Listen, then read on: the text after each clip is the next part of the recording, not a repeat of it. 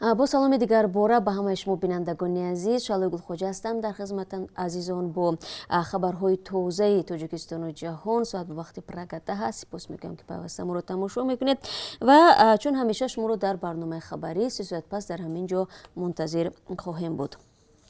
эмомалии раҳмон президенти тоҷикистон дар мулоқот бо залмаи халилзод фиристодаи хоси иёлоти муттаҳидаи амрико барои афғонистон гуфтааст ки тарафдори музокироти сулҳ бо толибон мебошад.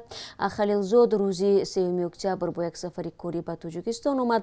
ӯ бо эмомалии раҳмон ва саимумин ятимов раиси кумитаи давлатии амнияти миллии тоҷикистон дар мавриди афғонистон суҳбат кардааст. тоҷикистон бо афғонистон беш аз 1400 километр хатти марзи муштарак дорад. гурӯҳи толибон ки солҳо бо ҳукумати афғонистон вориди ҷанг ҳастанд, чанд моҳ боз барои музокироти сулҳ бо давлат розӣ шуданд. музокирот дар қатар идома дорад, то ҳанӯз ҷонибҳо сари имзои созишнома ба мувофиқа нарасиданд. радиои озодӣ дар душанбе бо залмаи халилзод гуфтугӯи анҷом дод ва аз роҳҳои хатми ҷанг дар афғонистон пурсид. суҳбат дар вебсайти мо гузошта шудааст, метавонед бихонед. кормандони милиса ва сохторҳои қудратӣ дар тоҷикистон ҳафтаи ҷорӣ дар ҳолати омодабош қарор хоҳанд гирифт. азия плюс бо такя ба манбаи худ дар вазорати корҳои дохилӣ менависад ки реҷаи пурзур бинобар интихоботи президентӣ ҷорӣ мешавад.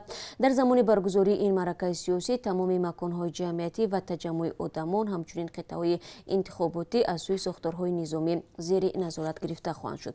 ёдовар мешавам ки интихобот барои ишғоли курсии раёсатҷумҳурӣ дар тоҷикистон 11 октябр баргузор мегардад. 5 номзад ба ин мақом вориди рақобат шуданд. вобаста ба мавзӯи роҳандозии парвозҳо аз русия ба тоҷикистон ки саволҳои аксарияти шумо бинандагони азиз дар ҳамин бора аст, мутаассифона дар ин соат ҳарфи наве барои шумо гуфта наметавонам. ҳанӯз қабл аз анҷоми ҷадвали қаблии парвозҳои чартерӣ ки 3 сентябр ба поён расид, мақомоти тоҷик гуфта буданд ки барои идомаи парвозҳои ғайринақшавӣ ба русия дархост мефиристанд. аммо бо гузашти чанд рӯз аз ҷониби ниҳодҳои марбутаи кишвар ягон нақшаи нав эълон нашудааст. ҳарчанд охири ҳафтаи гузашта маълум шуд ки шуруъ аз ҳафтаи ҷорӣ парвозҳои доимӣ байни Душанбеву Истанбул аз ҷониби ширкатҳои Turkish Airlines ва Somon Air барқарор мегарданд. ширкати Somon Air нархи билетро ба ин хатсайр аз 3600 сомонӣ то 5000 сомонӣ муқаррар кардааст. дар сомонаи Turkish Airlines бошад арзиши билет аз $520 шурӯъ мешавад. дар ҳол бинандагони азиз, имрӯз ҳамкорони мо талош хоҳанд кард аз мақомоти дахлдори тоҷик бипурсанд ки тақдири парвозҳо байни русияву тоҷикистон чӣ мешавад ва шаҳрвандони тоҷикистон ки мехоҳанд ба ватан баргарданд бояд чӣ кор кунанд ва бо кадом роҳҳо ба ватан худро бирасонанд.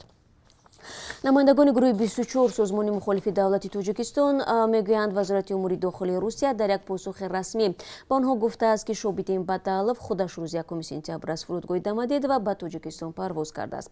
вазорати корҳои дохилии тоҷикистон аз боздошт ва ё истирдоди Бадалов аз Москав ба Душанбе изҳори бехабарӣ мекунад.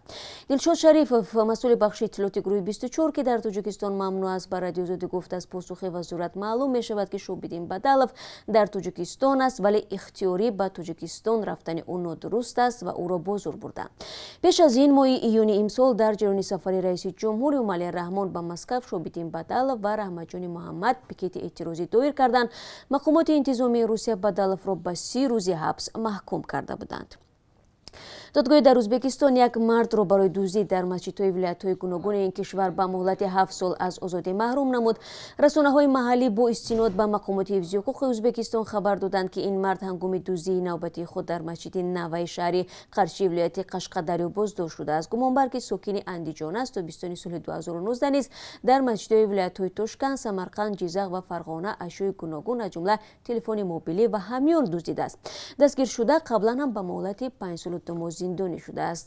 ва бояд гуфт ки дар тоҷикистони чандин бор хабарҳои аз сӯи афроди алоҳида дуздӣ шудани ашёҳо дар масҷидҳои кишвар нашр шуда буданд. вазорати тандурустии тоҷикистон мегӯяд ки рӯзи 4 октябр 40 мавриди собитшудаи бемории COVID-19 сабт кардааст ва 1 нафари дигар аз ин беморӣ фавтидааст. то он рӯз 6 нафари дигар бо аломатҳои шабеҳ ба беморӣ зери назорати табибон қарор доштанд ва 42 нафар бемор баъд аз табобат ба хонаҳояшон баргаштанд. вазорат бо нашри як баёнияи расмӣ дар рӯзи 4 октябр гуфт аз рӯзи 30 апрел то кунун дар кишвар коронавирус ба 9935 нафар сироят кардааст ва бештари онҳо шифо ёфтанд. талафут аз беморӣ ба гуфтаи мақомоти расмии тоҷикистон 78 нафарро ташкил медиҳад. мутахассисон бовар доранд ки умури расмӣ баёнгари миқёси воқеи беморӣ ва талафот дар кишвар нест ва теъдоди гирифторону фавтидагон ба маротиб зиёдтар аз он аст ки мақомот мегӯянд. хуб бинандагони азиз, ин чанд хабари тозае буд ки то ин соат ба дасти ман расид. бо хабарҳои бештар аз ин моро тамошо кунед. 3 соат пас дар барномаи хабарӣ.